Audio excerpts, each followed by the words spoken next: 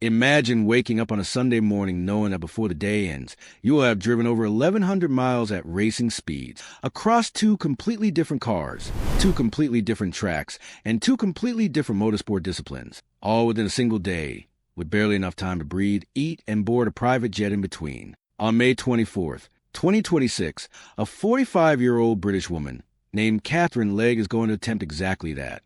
Every year on the last Sunday of May, two of the most legendary races in motorsport happen on the very same day. The Indianapolis 500, a 200-lap, 500-mile open-wheel race at the historic Indianapolis Motor Speedway, known simply as the greatest spectacle in racing. And then just a few hundred miles away in North Carolina, the Coca-Cola 600, NASCAR's longest race of the season, 600 miles of door-to-door stock car racing that tests not just speed but raw human endurance. Together, these two races total over 1,100 miles of elite-level competition. Attempting both on the same day is called the double, and in the entire history of motorsport, only 5 drivers have ever tried it.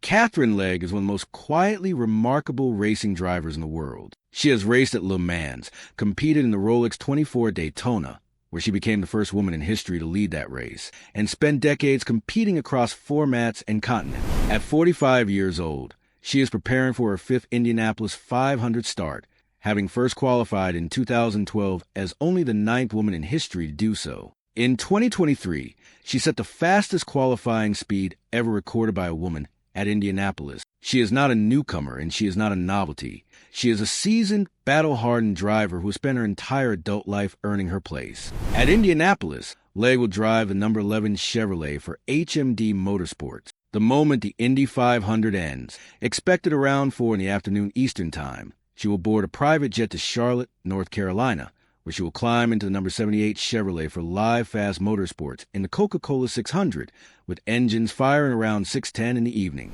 That window between races is roughly 80 minutes. If the flight goes smoothly, if traffic cooperates, if nothing delays the Indy 500, if the weather stays clear. The day before the race, she must fly from Indianapolis to Charlotte to practice in the NASCAR car, then fly back the same night to be ready for race morning. When asked what she was most worried about, Legge told reporters, "I'm trying to figure out what I'm going to eat."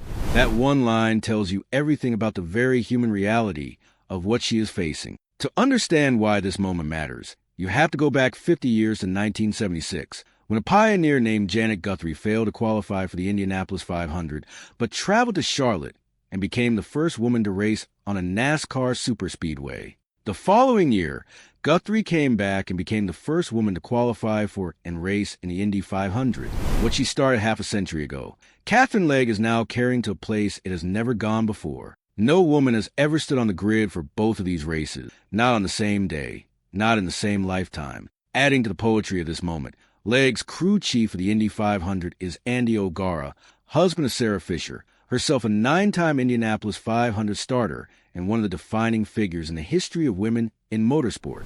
The 5 drivers who previously attempted the double were John Andretti, Robbie Gordon, Tony Stewart, Kurt Busch, and most recently Kyle Larson in 2024 and 2025. Larson's attempts were the most instructive. In 2024, rain delays at Indianapolis caused him to miss the start of the Coca-Cola 600 entirely, and in 2025, he crashed in both races and finished neither.